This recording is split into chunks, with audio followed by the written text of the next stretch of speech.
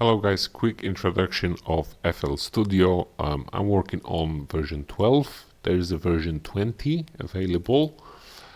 FL Studio probably have heard about it at some point. Really good software, loads of features.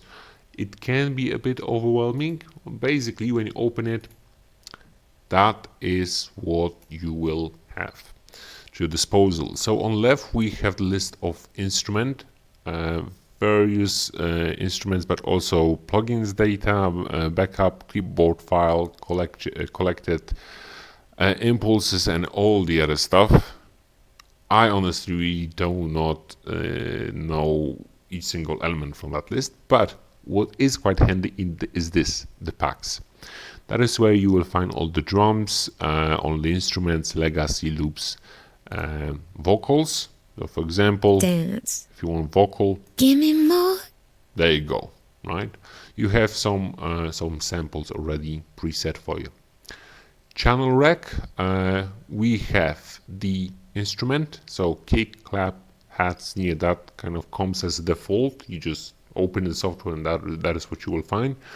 If you hit the plus button, you have the list of instruments. You have add-ons as well that you can kind of install externally. Now, it's not always the case where you will find the add-on straight away, the one that you have just installed. So if that's the case, after scanning for an add-on, you might hear more plugins and it will give you the list. Yeah, but first you have to scan for the add-on, and there's loads of videos on how to do that as well.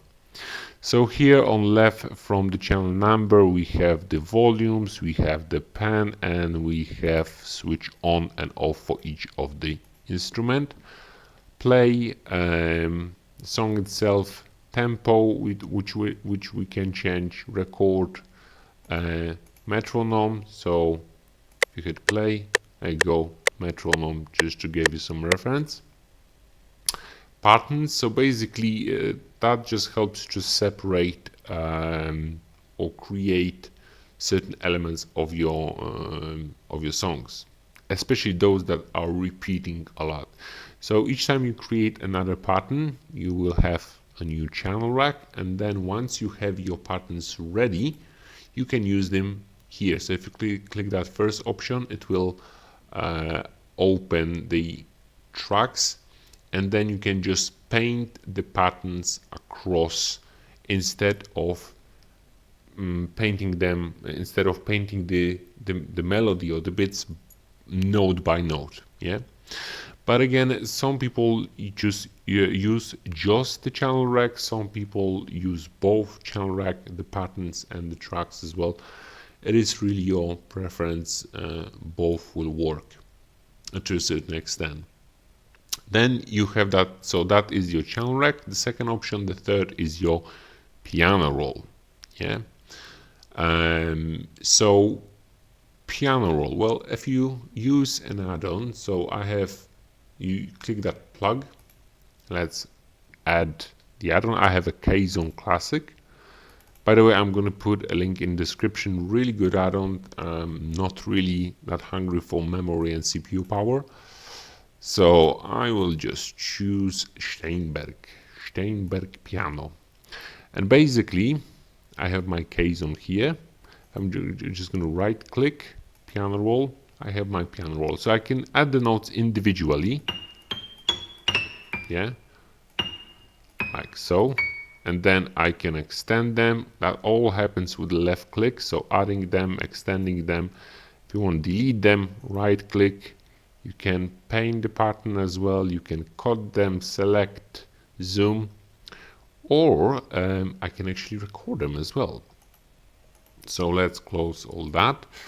Let's give the K-Zone a number. So we have, let's give it a 5, and you will see how that becomes useful in just a bit. Okay, so let's just try to record something, right? So I need to hit, I don't want the metronome, so I need to hit record. It is always good to use this option, notes and automation, yeah, especially if using sustain pedals, all the other bits. That is the option. So let's get that done, and Let's play something.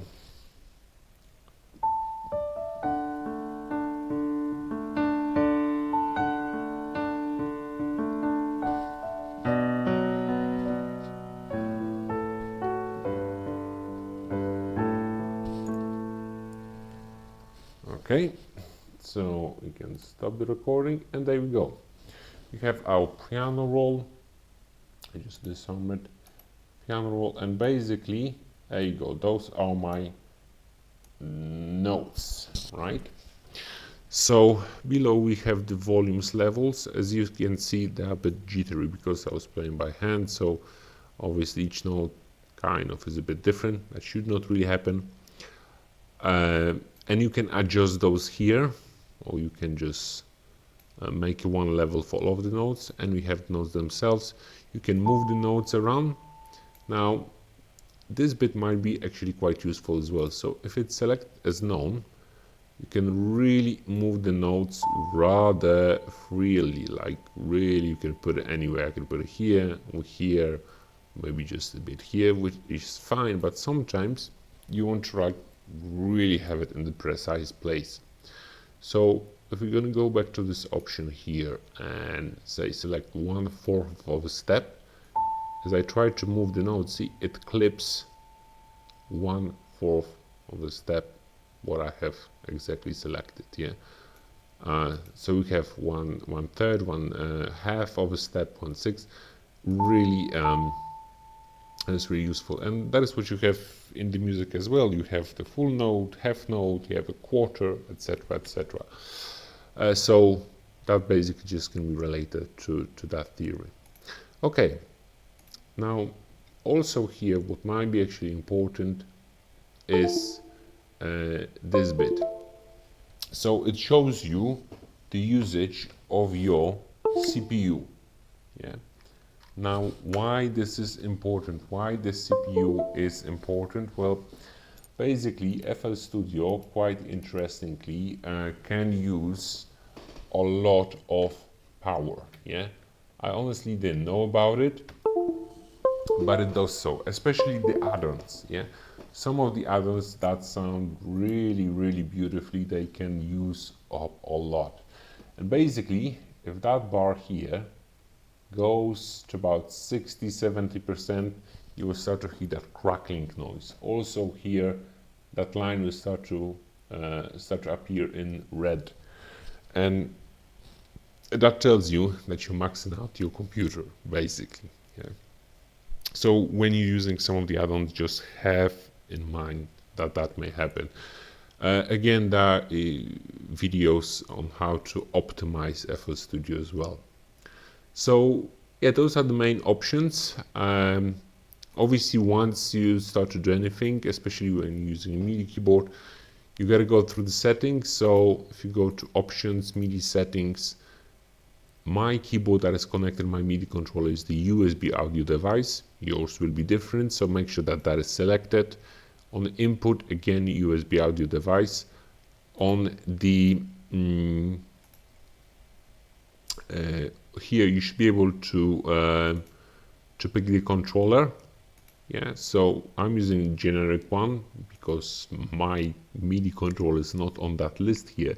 But for example, if using Akai APC20, you could use that, and make sure that that button here is enabled. It has to be enabled, otherwise your MIDI controller just won't work.